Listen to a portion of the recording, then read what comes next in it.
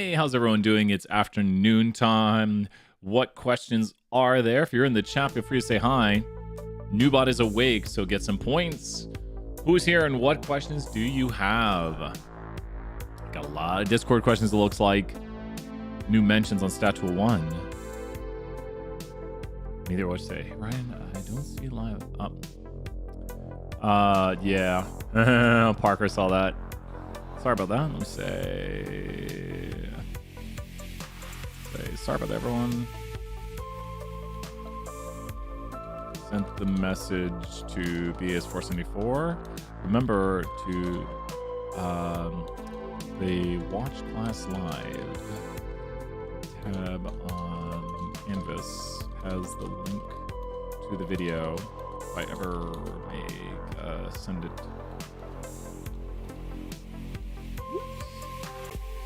Oh, Discord was, yep. There we go. Another question on. Oh, no one's here yet. Where's everybody? We're live. Can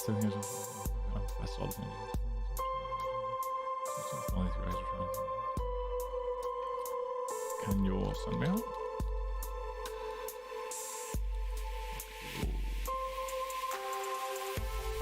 You on Red? Was joining. Good stuff. Hey, what's up, Sullivan? Hey, Hedia. Good to see you here. What questions are there? We got two. Yeah, let's drop some points. Good to see everybody. What questions are there? Drop those questions in the chat. I'm just looking around right now, trying to find some questions, trying to find some good stuff, trying to figure out what people need to know. What questions do you have?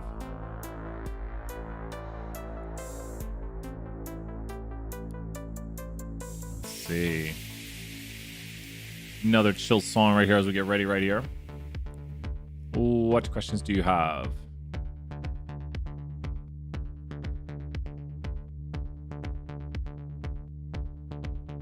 That's good advice. People giving advice on Reddit. Love checking out what's going on UTK Reddit. Good way to understand how students are doing and what they're encountering. So, pretty good stuff. The library quiet floor is not also right. Can you explain more about standard deviations from chapter 2? On chapter 2 or like chapter 5? Which one are you wondering about? Like the standard deviations and what it is, how we calculate it. Go in a little more detail and I'll go into some great detail on it. What are you wondering about with standard deviations? What are you wondering? And we can go into great detail on it. Like, should we do a problem? You won't calculate standard deviation on the test. Chapter 5 uses standard deviations a lot. I got so many tabs open. Chapter 5 uses standard deviations a lot. So we could do some Chapter 5 problems. Those are really great things. Close down different chats. What would you like us to do about standard deviations? Is Chapter 5 homework part 2 going to be z-scores or more about normal probability plots? All of it. All of it. Should we do some of that? That will cover standard deviations. So Chapter 5 part 2 will cover standard deviations. So we could go check out some Chapter 5 Part 2 here. And Chapter 5 works. Awesome. Chapter 5 Part 2 is probably a good way to go because that is stuff about the normal model. And so that does include the standard deviation. One more chill song right here before we get going. Just good chill music. Let's look at some of the homework right here. Chapter 5 Part 2 homework. Got 6 questions. 6 questions to get started. I'm going to do my favorite one. My favorite one better be here still. Ooh, normal probability plots. Oh, my favorite question's gone. Let's do the Chapter 5 Part 2 homework. Let's go office hours. Jackson, good to see you. Throwing out 100 points right there. So let's start off the Chapter 5 homework Part 2 and see if we can get through the whole thing right here. You're always free to say, hey, wait, let's do this problem instead. So we got Stat Tool 1, Chapter 5, Part 2 homework, question 1. Okay, let's go check it out here. Here we go. So in Chapter 5, Part 2, we're using the David M. Lane applet. Now, I do suggest still drawing this out, but you need to have the applet up. So when you get information like this here, got a pivot chart right there. Let's go grab the information from the Virginia Corporate Extensions Reports, fun data, on yearling Angus steers. Get some Angus steak. We're going to go ahead and take this data, and we need to identify things. Inside of this data, we have a mean and we have a standard deviation. What's the mean? What's the standard deviation? What is the mean and what is the standard deviation of this data? What goes here? So we'd say this is a mean of this and a standard deviation of this. What's the mean and standard deviation? Great job, Sullivan. 100 points right there. Great job, Lachey, too, and Jackson. So if you look, here's the mean. Here's the standard deviation. Now, very common question, how would we do this on the test? On the test, we would give you pictures, or you could draw it out. You could use the empirical rule if the question says use the empirical rule. So, if you're going to draw this out, you would draw the normal curve right here, and you would put the mean at the center of 1,152. You'd go up the standard deviations each time, which is units of 84. So you'd want to add 84 to that and do 1,236. Now, it's going to get pretty cramped with my horrible handwriting, but we can do this a lot quicker by going to the David M. Lane, which MuBot's already dropped it in the chat for us with David M. Lane. You can always get the link from MuBot right here. Thank you to Mr. David M. Lane. Let's go ahead and right-click and open this as a new tab. And here we are. I've got it over here, not there, over here. There we go. And here's the David M. Lane. So all I'm going to do is input that information that I have for the mean and standard deviation up there, 1,152. Now, when I'm doing problems on the David M. Lane, I like to enter the mean and standard deviation on both the sides of this. I'm going to explain what both sides of this are here in a moment. Well, that's 1,152. All I'm doing is inputting the what and the what to the David M. Lane for both options. All I've done so far, so do this anytime you're using the applet. I highly suggest changing it for both of them because you might use both of them or you might use one of them. All I've done is input the what for both these things right here. All I've done is input the what and the what, the mean and the standard deviation. So now the curve looks correct. It has a second version right here. We'll talk more about that for some of the problems where you could do a different one. And notice now here the numbers change. And I never like that the numbers don't change right when you do it. So enter it in for both of them. So that way if you're over here, you're still using your proper numbers. So let's understand how to use this and what it's showing us. Everything that's done on the applet could be done by hand, but the applet's going to find the exact answers for us. The first question asks, what percent of steers have a weight above 1,300? Now, what we could have done is we could have went to our picture right here and tried to figure out with 1,300, which 1,300 is going to be close to about here.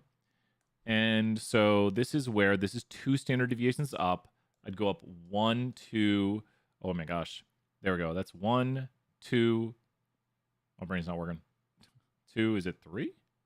Oh my gosh. Oh, it's because I wrote this right here. If you make your curve look wrong, so that's 12. I was like, something didn't seem right. 1236 is there. This is why it's easier to use the applet sometimes. And then the next number I'm going to cheat is we would just add another 84. Well, let's do it the real way, and then we'll cheat later. We would just add another 84 because that's another standard deviation to 1236, and we get 1320. So why am I marking right here and then shading above it? Why am I marking right there and shading above it? Why am I marking right there and shading above it? Because right here, and it wants over. Does that make sense there, Sullivan, why I would do this on the curve? Because that's where 1,300's about, right? And think about this. 1,300 is a little bit below a z-score of what? 1,300 is a little bit below a z-score of what? A little bit below a z-score of 2. So what percent of area is above 2? This is empirical rule solve, which is good practice. What percent of area is above 2? Not 95%. What percent of area is above 2? Does anyone know how to do that? What percent of area is above 2? What's your guess? So if 95% is inside, what percent is outside? So now I want to know what percent is outside total. Oh, great job, Fatima, right there. Excellent work. 100 points in the chat. The answer is 2.5 because it's half of this. So what would you say about the green area? The green area should be what to 2.5? The green area should be what to 2.5? So if you look at that green area, which we drew, it should be what to 2.5. Now, you couldn't figure this out perfectly by just drawing it, but you can get a good guess. It has to be a little bit more, right? So let's guess about 4.5. Let's go over here and say about it wants to 1 decimal. So let's say 4.3. Oh, we didn't get it. 4.6. Oh, we didn't get it. Well, that's our last guess. So we got 2 guesses and we didn't get it. So let's just go over here. If we go above, and we need to go to this one, above 1300, the answer is 3.9. Oh, look at how close were we? The answer is 3.9, and look at the graphic here, and look at what we drew. Does our drawing look a lot like the graphic over there? Now, there's more of a tail on ours, but if you look, we have the green area right here, and they have it right there, so we kind of drew it out, and the answer is 3.9. A little bit more than 2.5 like we thought it would be. So the answer is, and we were close with our guesses, I should have went down instead of up, 3.9. Does that make sense how I found that right there? And so I did it theoretically, and then I found the exact answer with the applet, and that's the point of the applet is it gets you the exact answer. The next one is super tough with 1200, because 1200 is towards the center of the curve. So 1200, let's look at where 1200 is at. 1200 is between a z-score of what and what on this curve? 1200 is between a z-score of what and what? So 1200 is between a z-score of what and what? It's about right there.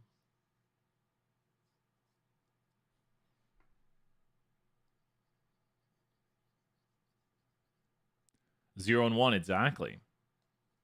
So tell me, how much area is below the middle of the curve? Like how much... If I draw in the middle of the curve properly, how much area is below the middle of the curve? 50%. So that has to be more than 50%, right? How much area is between... Oof, that center is way off. How much area is between one of these right here? Like one of these areas right here, between -1 and 0, if you were to talk about this, it'd be half of what? So between this is 68. So one of these must be 34%. 34, because half of 68. So if we know that this is 34, we know if you were to shade below, how much area is below... Remember, it's 34, right? So how much area is below this line right here? Like if I were to shade below this line, how much area would be below that line? So remember 34 and 50? How much area would be below that line at 1236? So below 1236 is about how much? Remember 34 and 50? So below 1236 should be how much area? About what? Not 6. Remember, this is 50 and that's 34. Good guess, Jackson, right there. So if this is 50 below here and this is 34 between here, then 50 plus 34 is 84. Does that make sense?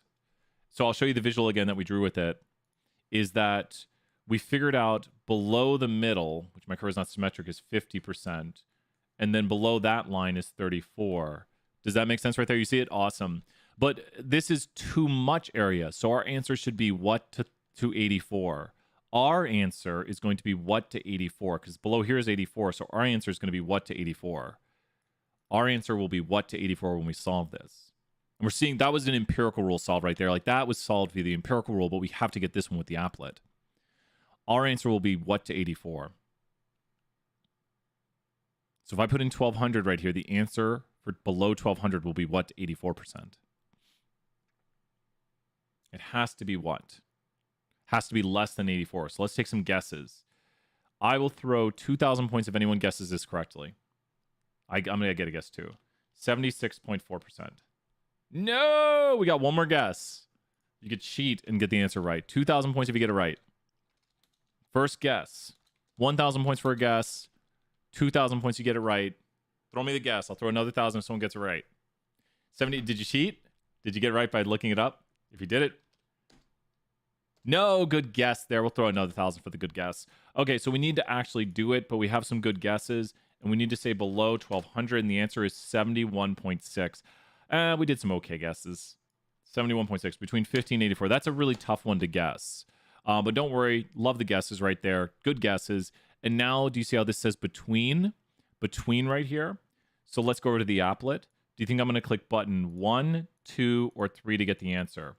Button 1, 2, or 3 to find the area between some numbers. The first, the second, or the third button, or the fourth. I paused on one.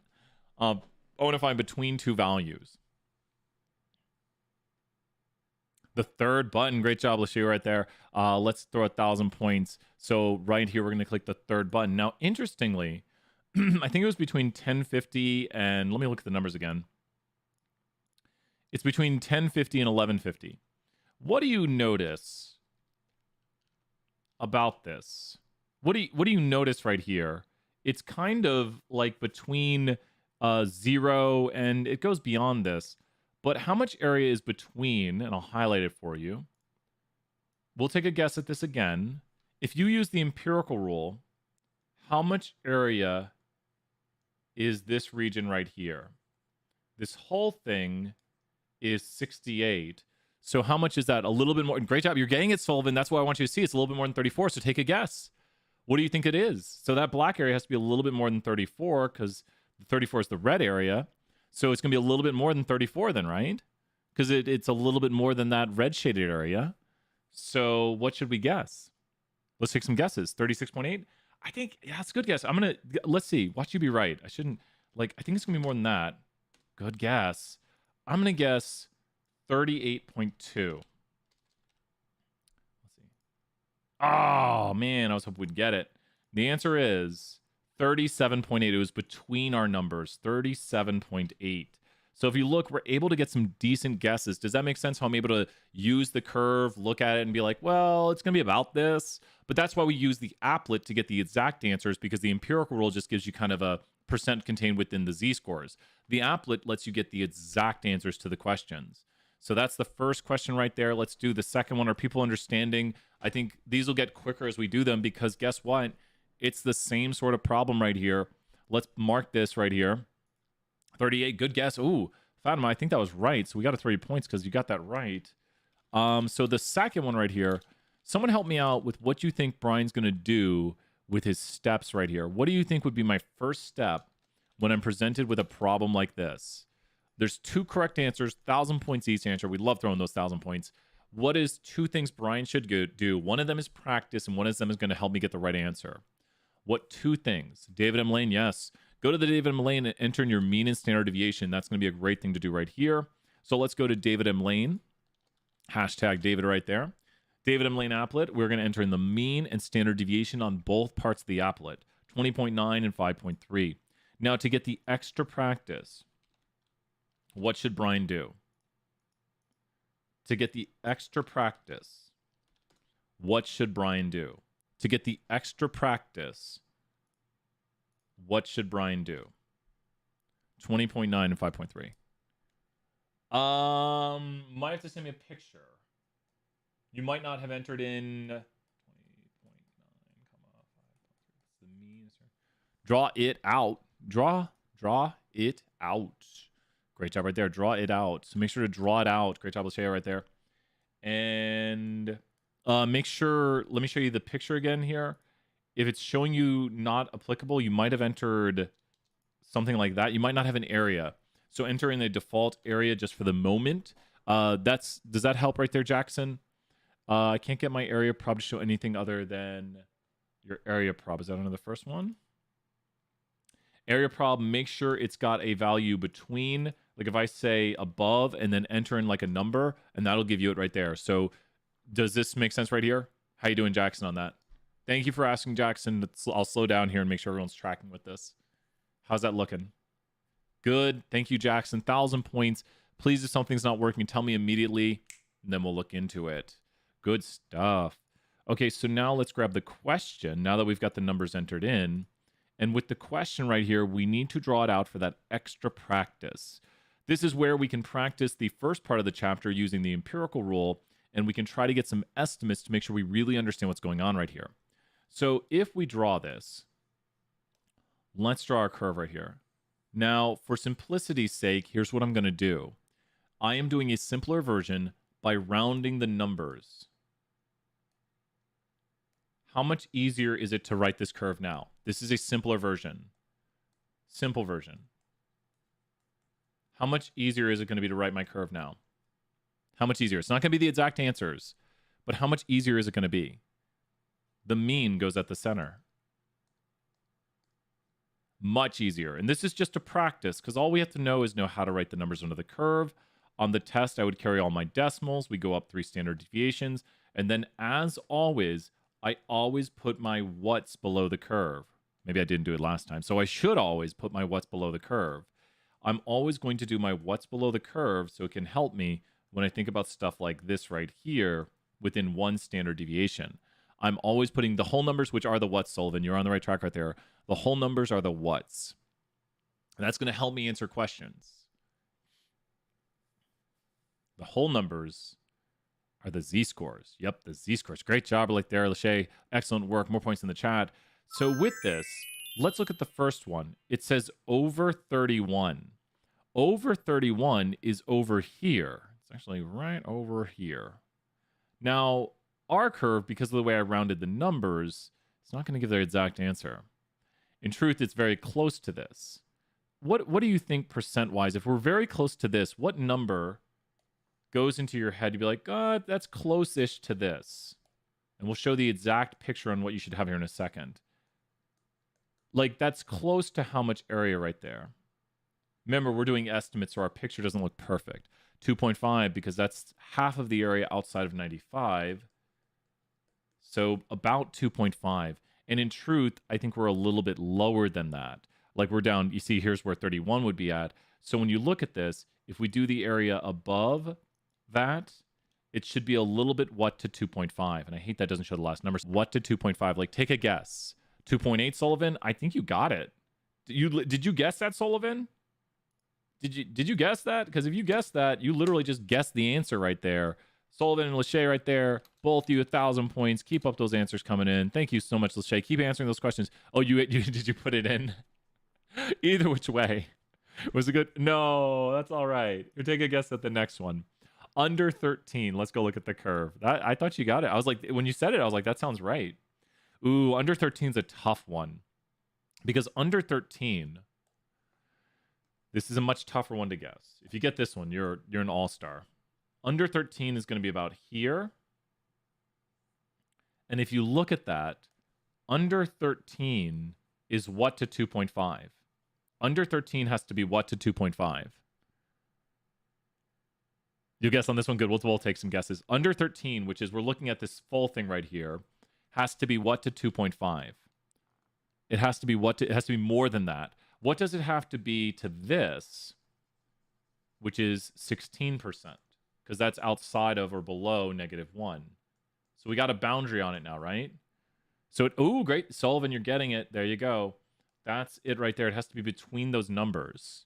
So closer to 16, I guess it would depend. Here, let's go visualize it and see with the more precise. On the more precise, we're not going to look at the answer yet. Below 13, it's right here. So it's not going to be an average. You don't want to average them because the curve is not symmetric. So you could think, ooh, I got to average those. Now, the curve loses a lot of area here faster, so it's going to be a little bit closer to 2.5 because you lose more area here. There's less area over here. So if you were to go between 2.5 and 16, you'd get about 9, but it's going to be closer to about 7. What's your best guess, Sullivan? Maybe I'm thinking around 7, maybe a little bit less. What's your guess? Because the curve loses the area faster as you go towards it. 7.5, maybe. Let's do it. That could be it. Close. I say 7.2. Ugh. Would we get it with 6.8? Would we have gotten it? Third one, you have to get it right. Whoa! I should have guessed it. Darn it. Remember when I said around 7? We should have just guessed 7. We should have just said, I said it's around 7. Well, it was basically 7%. That was right. So we were close. But remember, we're just doing an estimate, and then we use the applet to get the right answer. Between 13 and 31, now this one you can actually figure out. So here's the thing about this last question. This is a perfect test question.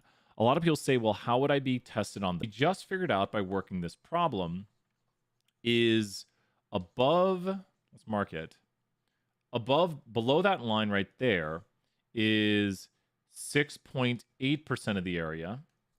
And above the line over here was 2.7? 2.8. So now, think about how we would solve this. It wants the area in the center. This is a perfect test question with the information you've now been supplied. So, yep, Sullivan, you see it. As Sullivan says in the chat, Sullivan, keep those answers coming in right there. Sullivan is subtracting by adding up these numbers and then subtracting it out of 100. So 100 minus the other areas right here, which would be 6.8 plus 2.8, because we're just finding the remaining area right there, which is going to be 90.4. So 90.4. Now, you could, of course, go to the applet, but we've already done this, so we want between 13 and 31, and we get right here by clicking the between the 90.4 when it's rounded. So that's where it turns into a really great test question where you could do it. Oh, Andrews, thank you so much. Is your hair red?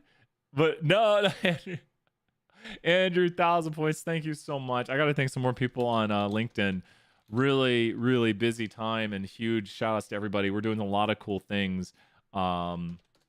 Huge thank you to everybody. Thank you so much. That means a lot. And Andrew, I hope you're doing great. Good to hear from you. I missed the old days of you swing by the office. It might be your screen settings. I mean, my head, I don't know. My face is a little bit red a lot of times. So the third question right here, normal probability plots. Love some normal probability plots. We finally got some on the homeworks. Yes. Okay, so this is the homework question 3. And so let's do this right here. Homework question 3. Okay, on this one, Corey has 4,929 songs in his computer music library. The length of the songs have a mean of this and a standard deviation of this, with the accompanying normal probability plots of the song lengths. Okay, so when you get a normal probability plot, you have to understand how to read it. Does this data look normal, yes or no? Just look at it. Normal means unimodal symmetric. Just, as we like to say here, not that. Look at this graph. Totally looks normal. Oh, playing a little music right here. Totally looks normal. A little, oh my gosh. Josiah Wilkinson. Let's go grab the code that made this. We're going to take random normal numbers. And these are just random normal numbers. You don't need to know how to do that. But you need to know how to look at a normal probability plot. Since these are normal, how does the normal probability plot look? I know I'm inside of R right here, but this is a normal probability plot that you could see, things like this on the test. And how does this look? When it's normal, the normal probability plot does what? Because the data followed the normal curve as a histogram. So now the normal probability plot follows the straight line. But if the data is skewed, like if we have exponential numbers here, which create a skewed distribution, then the data will not follow the straight line. Straight line, normal, not straight line, not normal. So knowing how this works, we can analyze this data. Yeah. Normal, not normal. If you know how to read this, you're like, yeah. Normal, not normal. It should be just, boom, looking at this. Normal, not normal. 100% not, this is ridiculous. It's got a right skew to it. Don't worry about right. We don't ask you right and left skew, but that's not normal. Follows red line or follows the line. It could be red, whatever color. It doesn't matter. So follows the line normal, not follows the line not normal. And so with this right here, is this distribution normal? No, because the plot is not roughly a diagonal line. Boom, done. Got it. Love that question. If it isn't normal, how does it differ? It's a tougher question. Now, the good news is when it comes to this, we won't ask you to analyze this on the test. I was afraid they were going there with that. Come on. So if you think about the way song lengths are, a lot of songs, if you listen to like Stairway to Heaven or Queen or something like that with like Bohemian Rhapsody, a lot of songs have a whatter length. Like there's some songs that have very what lengths. Like your average song is like 3 minutes or so, but some songs are what? Because you could think about this theoretically to figure out which way it's skewed. So when it comes to songs, a lot of songs have a whatter length sometimes. So when it comes to songs, because luckily this question theoretically goes with what it should be. It's Taylor Swift, All Too Well 10-minute version. So there's a what skew to song length. There's a what skew to song length, where your average song might be about 3 minutes. You could have a song that's like 1 second. Well, it shouldn't peak there then. But you could have songs that are 1 second. It's going to be right skewed. So it's going to be right skewed. There could be some really long songs, right? So right skewed. So this is a right skew distribution. And now one way, this is more detailed than I'd like them to go into. If you look at a normal probability plot, when you have your data points, the way the data points are kind of pushed can kind of show you the skew. So if it's pushed this way, this is the right skew. If it's pushed the other way, it's going to be left skew. So I can show you this theoretically over here. If we times these, times it by -1, will that do it? Yep. So that's a left skew distribution. So you can see right here, there'll be a push to the left this way on the normal probability plot. That's the way I had to memorize it when I was looking at normal probability plots. And now you see how there's a push to the left right here, like it pushes it this way. So that's the left skew right there. And this is going to be a right skew one. So this one comes from the following data, which is right skew. And you can see it's pushed to the right, like a little wind going, whoosh, pushing it this way. And then this one is left skewed data. And you can see the data it came from right here, where it has a left tail. Remember the monster man's tail. And you see it's pushed to the left. That is not included on the test. We only care about talking about if it's normal or not normal, but that goes into explaining it. But you can also theoretically figure out that songs are kind of a right skew distribution where they have much longer song length. How can we go over number 4? Yeah, Kyle, here we'll do that here in a little bit. We'll finish up this assignment right here, and then we'll do some BAS 474 to end, I believe. Let's see that. BAS 474, homework 3. BS 474, homework 3, question 4. Yeah, I think so. We're nearing the end of this homework, so I think we've done a good bit. It's a good homework to do. And so this is the next question. Thank you so much, Adam. So good to see you here. We're just throwing out some crazy points today. Thank you so much. I got to thank more people on LinkedIn. Everyone's just I don't know. People are so nice to me. I really appreciate it because it's great seeing people like Rodarius. Like, I just want to give a shout out to Rodarius. Like, maybe I should send him this and be like, shout outs to Rodarius. Like, I probably tell him this every time about when Deadpool came out on Amazon. I was like, oh man, Deadpool came out on Amazon. He was like, you should get it. And I was like, yeah. And I got it in that moment. He's like, was you not gonna like watch the little Deadpool? I was like, oh yeah, it's Deadpool time. Like, he's just like the best and funnest guy ever. Like, Rodarius is like, he just makes me smile every time I see him.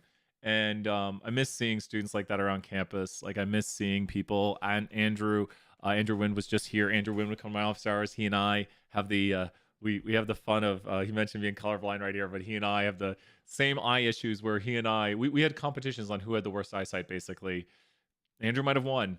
We take pride in our inability to see. I'm always like this. I can't see. I can't read. Blind buddies, you know what's up right there. Andrew, another 1,000 points. Andrew, I think you won. I've had 2 eye surgeries. If people didn't know that about me, I've had 2 eye surgeries at 2 and 12. I had eye surgeries. So my eyes are better than they used to be, or maybe they're just getting worse as I get older. But still, I have very bad vision. It accounts for a lot of my inability to read things and my inability to pronounce things, and then my anxiety is the other half of that. So. All right, let's do the question right here. The accompanying histogram shows the distribution of ACT composite scores of all Wisconsin public schools in 2019. Updated question. 75.3% of the data fall between one standard. What? Oh, you see, that's not 68, not the normal curve. Fall between one standard deviation below the mean and one standard deviation above the mean. Cool. Complete the parts. So it's telling us the Z-scores right here. The Z-scores of -1 and +1 contain 75.3% of the data, which is more than 68%. Let's look at it. Yeah, you've got a little bit of a left skew, a minor second mode maybe, but there's definitely a left skew to the data. So it's not really normal. So probably getting at the... here's the normal probability plot. They're showing you what normal should look like. Wait.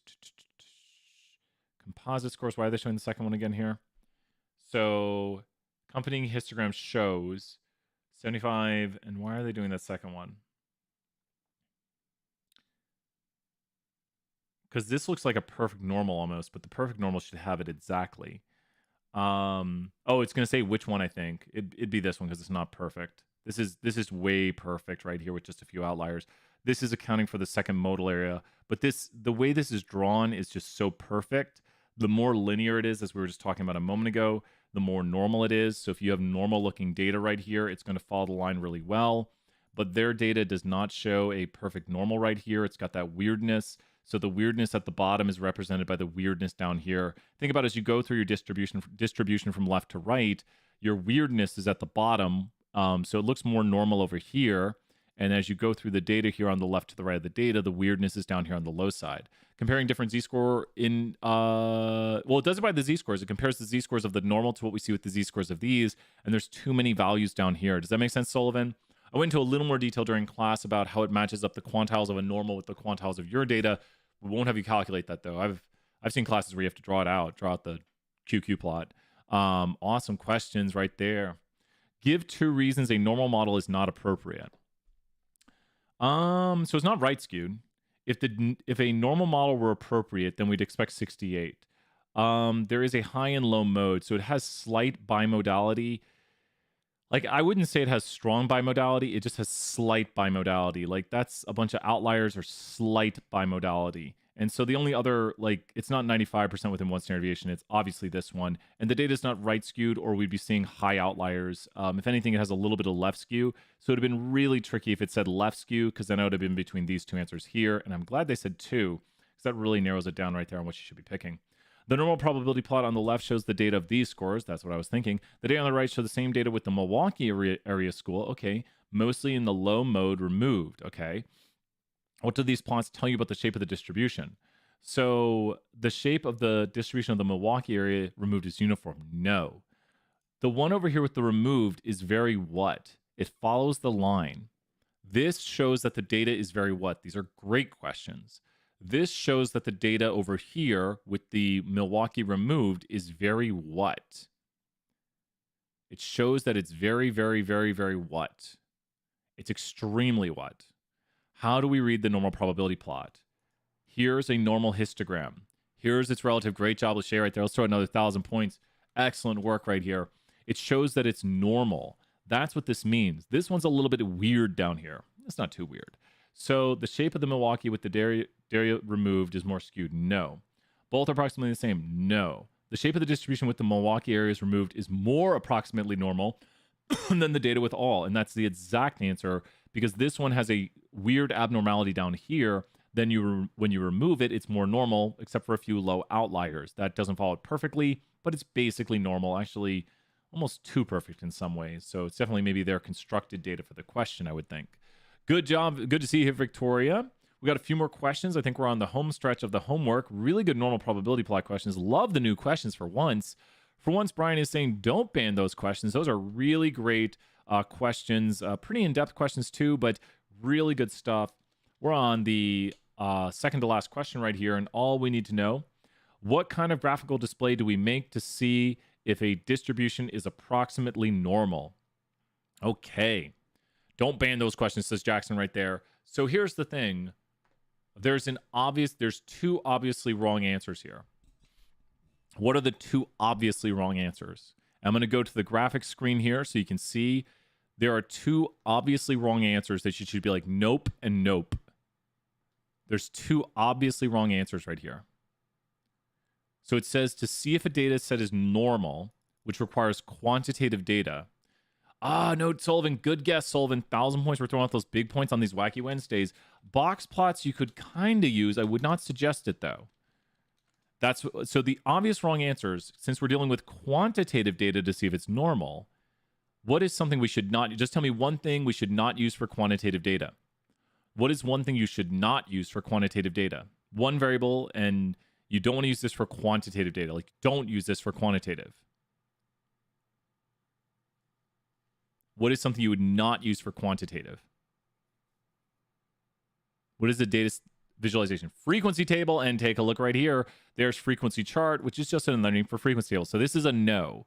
What's another thing you would not use for quantitative data? And take a look, see if you see it maybe next. What is another thing you would not use for quantitative data? It would only apply to categorical data. All the way around. What is another thing you would not use for quantitative data? Because remember, you can make a this of your favorite pies, which is a categorical question. So what would you not use? Bar chart. So you can't use that. So now we're just down to C or D, because it can't be E, because you can't use these first 2. A normal probability plot? How do we read normal probability plot? A normal probability plot is a plot a plot that shows us the probability of our data being normal. What kind of graphic, so it's a plot, can we make to determine if it's approximately normal? Maybe we can make a plot that tells us the probability it's normal. Boop. Boop. Histogram could have been a decent answer. The normal probability plot is what I'm making right here. This is the plot that tells you the probability of it being normal. Histogram would probably be a decent idea, but box plots really not. They're not going to really let you see the shape of a distribution. Remember, box plots really don't show shape well. They're better for comparing multiple distributions, where a histogram is going to show you shape decently. But the literal reason for a normal probability plot is to show you the probability of your data being normal. So 100% right there. Now we go back to some classic questions right here on using the applet. So if someone for 1,000 points wants to drop the applet in the chat while I timestamp this, drop the applet in the chat for 1,000 points. You know how. We're going to do the last question, then do a little 474 to end. Drop the applet in the chat, and you get 1,000 points. Here we go, starting up the question. Well, let's see. Someone's going to drop the applet for us. Great job, Lachey, right there. Boom, Jackson and Lachey got the applet in the chat. So when you are working on these questions, Brian always suggests two things to really understand them. The two things you should do to really know this question is, if you have to use the applet, you should use the applet, put the numbers in both, and then draw it out. So let's see what we have right here. The question states, just like the other ones, that we have a data set where we have the median. Ooh, wait, what? Oh, they're giving us the median. So let's go bring it over here. This is a tricky question, it looks like. What tricks is my Pearson playing today on us? We have right here the mean household income. The mean household income was about this. There's the mean. The standard deviation was this. And then they give the median. Do they say it's normal? If the normal model was used, what would be the income of the top 10%? What if I told you I don't need the applet for this? I can solve this answer perfectly without the applet. Do you believe me? I know this answer. I can solve it. I'll have to use my calculator. The answer is 1.2816 times 8,500. Right? That's the standard deviation. Oh, look at that. It's skewed data because it would go negative. And then plus 89.930. That's what they're going to be getting at. So I typed in something wrong. So 85,000 times 1.2816. I'm going to show you I solve this in a moment. Plus 89. That's the error. 930. That looks to be the answer. And let's show how we got that here in a second. We'll show it the applet. So the answer is going to be this. Round to the nearest dollar. That's it, right? There we go. How in the world did I do that? Brian knows something about the top 10%. I'm going to show you what I know off the top of my head. What I know from the top 10% is the what of it. It's 1.2816. But Brian knows in his head from doing these problems the what of the top 10%. Brian knows in his head the what. So what am I showing you? The what of the top 10%. Like, understand what you're seeing right here. The curve has a mean of 0 and a standard deviation of 1. So this is the what of the top 10% right here. That's the what of the top 10%. Which is something, you don't need to memorize this, but it helped me solve the problem like this. That's the what. Because if this is the standard normal curve, everything on it is a what right now. So you have to understand what you're seeing here visually. Like, that's a what right now. 1.28, which is right there, is a what. It's one letter. It's one letter. One letter for 1,000 points. Brian knows the what of the top 10%. The z-score. Now, Sullivan, for another 1,000 points, what is the z-score of the bottom 10%? This is where test questions might show you this. And then what is the z-score of the bottom 10%? What is the z-score of the bottom 10%? How would you find that? I can just click below and get the answer, but it's going to be down here somewhere. You got it. Because symmetry, right? That's the bottom 10% shown to you on the screen, and you just found it out like that. These are get a picture where you have to adjust the picture to the top or the bottom of the curve and know that if you're at the top 10%, the bottom 10% would just be on the other side. And then the z-score tells us how many standard deviations something is above or below the mean, which we were working on a lot in chapter 5, part 1. So what you can do is you could take your numbers right here. Let's go and grab the question and put in the data. So all we're doing is plugging in the data right here, and we're going to plug in the mean of 89930 and standard deviation of 8500. And now we go to the top 10%, and there's the answer right there. And it carries more decimals for me. So my answer when I solved it in the calculator was 198,866, and it looks like it has a little leeway in the question. So you might get slightly different numbers because this is carrying it out more exactly because it probably used 1.281 R2, but the numbers are virtually identical, and it looks like the question has a little plus or minus to make sure if there's some rounding with the decimals because they're big numbers. But here's the thing. What do you notice about this income numbers? These income numbers go negative. So it seems to me like we shouldn't be using the normal curve. As it says, if we use the normal model, how confident are you in your answer in part A? I'm not confident. I was noticing that immediately. It is only possible to be confident if they are nearly normal weight. Is possibly confident in the answer in A from part A is a good assumption? No. It's not a good assumption to assume they're normal. You can always find the mean standard deviation of data if you have the data. It's only possibly confident in part A if the distribution incomes is not no.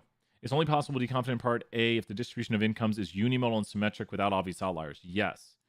Unimodal and symmetric without obvious outliers means the data is what? They're basically just saying you can only be confident in your answer in part A if what? If what? Unimodal, symmetric without outliers. You can only be confident in your answer in A if what? Because it says this is going to be the answer, but you could only be confident in A if it's unimodal and symmetric without outliers, which would mean the data is what? Because that's what you assumed. So you'd only be confident in your answer in part A if the data was normal. Great job right there. So more points, keep it up. So I'm not confident in that. We'll see that here in a moment because I think they're getting to that. Choose the correct answer. How might the normal model not be good for incomes? The median is where? The median is that. What does this indicate about incomes? That when we look at the mean and the median, you have the mean. This is a really good question now. So you have the mean over here, and you have the median over here. What does this indicate about incomes? If you have the mean was colored in yellow, and you have the median down here. What does that indicate about data if they're that far away? If there's a big difference between the mean and the median, what does that indicate about the data? What can we learn from that? The blank follows the blank. So what does this indicate to you? Really good review question. The mean and the median are very different. So one of these measures is heavily impacted by something. So there's probably a lot of what in this data, and it's probably in what direction. Skewed, great job. Rockstar right there. Great, doing an amazing job today. Great job. So this data probably looks like this right here because the right skew is inflating the mean. So it's probably a right skew data set because you can only go so low on income. You can't really go below 0 on income. So this isn't well represented by the normal curve, and that's why we're seeing the weirdness in the data that really doesn't make sense. Since the median is less than the mean and the distribution is no, not left, it's going to be right. Since the median is less than the mean, the standard deviation and mean are very close. The distribution of incomes is likely right skewed. That sounds pretty close. Nope. Since the median is much less than the mean, is likely to have one. Nope. There we go. Yes, right skewed. So the mean follows the skew, and that's got it. Really good homework, really good questions. And trying to draw it out here theoretically is going to be your best thing to understand where are you seeing the values. That the mean is much higher than the median, indicating right skew, because remember, the mean follows the skew. Great work. Any questions on these? Completed Chapter 5, Part 2 homework. So just going through each question, explaining it. Finally, we got to some questions I absolutely love. You give me the math, we do the math, we do it all. More Chapter 5, probably next class. Let's do it. Next office hours, next class. Chapter 5 is a big one. If you can't tell, Chapter 5 is where we do a lot of our work. Tough chapter, but are people feeling better about it? We're going to do a little 474 to end. But how are people feeling about Chapter 5? What are your thoughts on Chapter 5?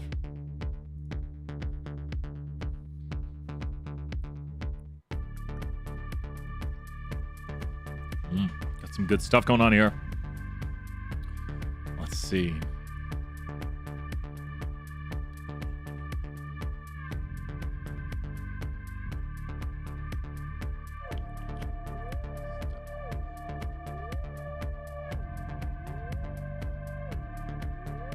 Okay. So many things. Sending out an announcement of 474 today. I was like, people are like, it can't. Gosh, my Canvas is asking me to log in like every hour. I've already had to log into Canvas multiple times today. Multiple times. Tons and tons and tons of times. Feeling better? Feeling okay? Good stuff. Good to hear that. It's not an easy chapter. Not easy. It is a chapter that you get better with practice. Question 4 is going to be a question we get better with practice. 33. Let's do this. Here we go. Okay, we got a little BAS 474, homework 3, question 4. So let's take a look. We're going to clear off our plots and clear off the file, clear off our data. Nice and clean environment. Let's go down to question number 4. Chunk's not named. Question number 4 is question 3. Question 4, right here. Write a function called cosine distance that takes 2 arguments, x1 and x2. Pretty good. Awesome, Sullivan. The function should return the cosine difference between them. Schematically, part of your task to figure out how to write this equation are the equation for the cosine distance between 2 vectors is, and here it is right here. So I'm not going to write this out, but if you take a look at this, let's look at this. It's the first element of x1 times the first element of x2 plus the second element of x1 times the second element of x2 plus the third element of x1 times the third element. So we need to times all the elements. Then we need to divide by the square root of the elements in x1. So here, let's draw this out visually. Okay. So the top of the equation is home. Wait, I want to make it bigger. Let's go to insert equation. Okay. And the top of the equation is going to be the product of the vector x1 and x2. Does that make sense to everybody right there? The product of the vector. So that is the top part of the equation. That's the top part. And then the bottom part right here is going to be the elements or the sum. So no, the sum of the products. The sum of the products. So you take and do the product. So element by element. So it might be where we're saying it. I'm not going to solve this. I'm just writing it out in theory. Element by element product summed of x1 and x2 summed together. So we need to sum them up afterwards. Summing would come up afterwards. Does that make sense if you see this here visually? You can probably get this on the screen at the same time, right? There we go. So we have right here x1 position 1 times x2 position 1 summed up, and then it's going to be added. So the product of x1 and x2 vector, element by element summed up. And then the bottom of this is going to be the elements of x1, elements of x1 squared, then summed. And then the other thing right here is going to be the elements of x2 squared, then summed. Be very careful. Be very careful. Let's do this right here. Let's do a test case. I would suggest working through test cases with your code right here to see if you can get it to work. Do we just show it right here, for example? Do we literally right here? Well, there you go. Yeah, test case, of course. Let's do our own, because I do like doing our own work. Let's do a smaller vector, and this is just a test case of work. Q4 test case. And let's do this right here. Let's say x1 is equal to 1, 2, and x2 is equal to 4, 5. Okay, so what should, and we got to do 1 minus, so it's 1 minus that. I forgot the 1 minus. No. Got it. Make sure to put that 1 minus in there or your whole answer is going to be wrong. So it needs to be 1 minus this. So you got to do 1 minus the whole equation. Make sure to do 1 minus everything. 1 minus that. And there it is right there. 1 minus all of this. So let's just solve this right here. Feel better? Nice. So this is the first element of x1 times the first element of x2. What is this? The first element of x1 times the first element of x2. Can anyone decode what that is? The good news is you could take this and you could write this out right here and actually see what these things are. And I haven't stored my x1 and x2 yet. But what is the first element of x1 times the first element of x2? And you can see my vector x2 right here. You can see my vector x1. What is that equal to?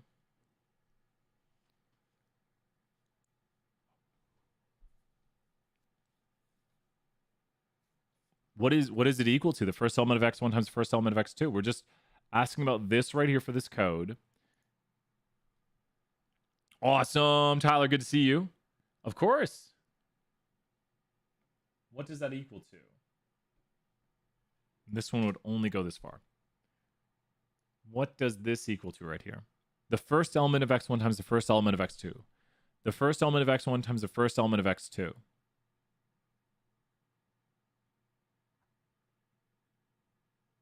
Any thoughts on that?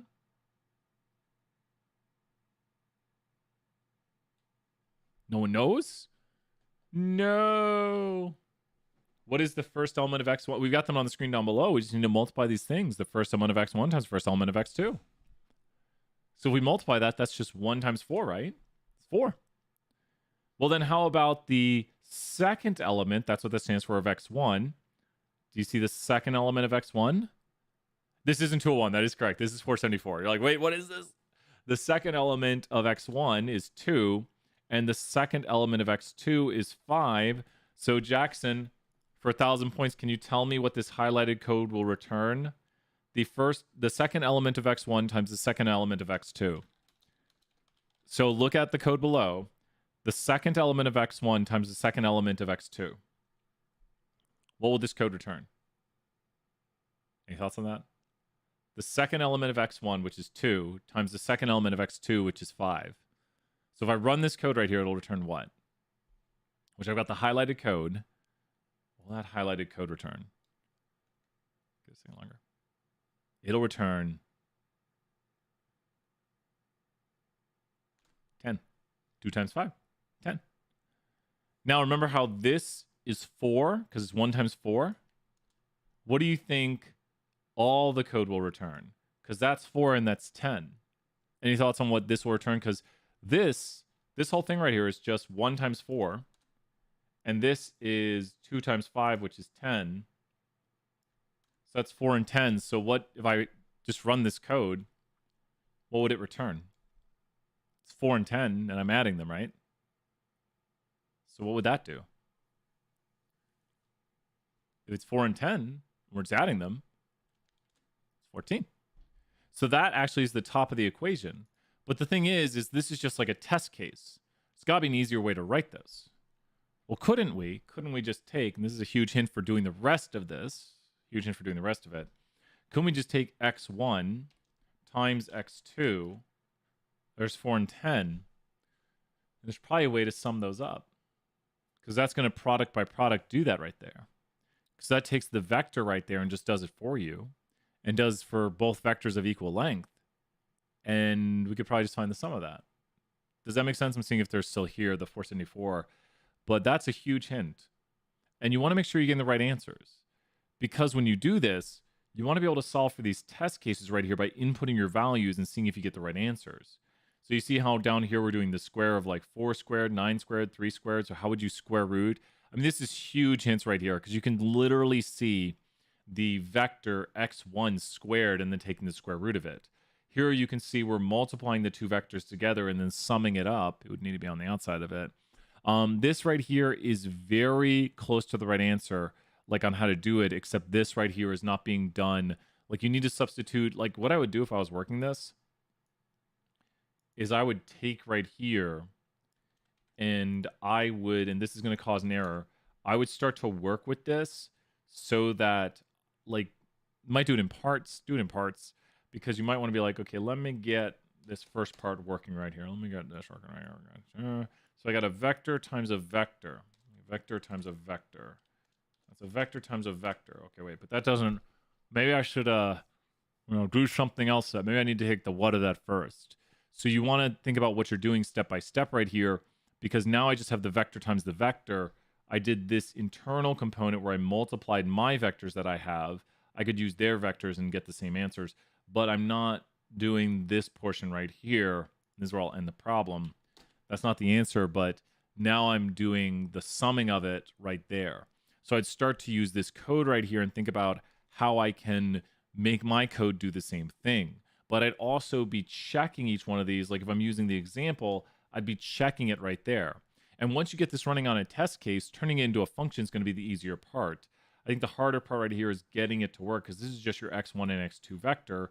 So we would go down here and go to fun, start up our fun, call it a name, and call our variables. And I think everyone's going to call it x1, x2, but now you just have the inputs that you would input into the function that it's going to run. So that shouldn't be the harder part. You always want to get it to work on a test case up here to show that your code works in theory.